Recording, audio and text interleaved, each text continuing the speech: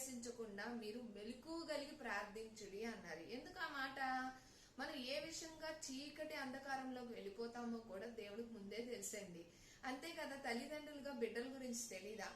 అదే విధంగా దేవుడు కూడా మన కోసం, ఎందుకంటే 6 దినములు విశ్రాంతి దినముగా, అంటే పని చేసుకున్నప్పుడు 7వ దినమును విశ్రాంతి దినముగా ఎలాగైతే నియమించాడో, మన జీవితాల్లో కూడా ఆ శారీరకంగా రెస్ట్ తీసుకున్నప్పుడు ఆ 7వ దినమున ఆత్మీయంగా మరింతగా బలపడటానికి ఎలాగా?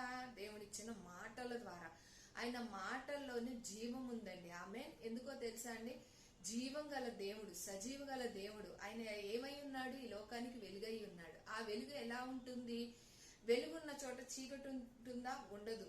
చీకటి ఉన్న చోట వెలుగు రాగానే చీకటి పారిపోతుందంట. హల్లెలూయా. ఎలా పారిపోతుందండి అంటే దుష్టుడు అక్కడ ఉండలేడండి. ఎలాగా? దేవుని వాక్యం గనక అక్కడ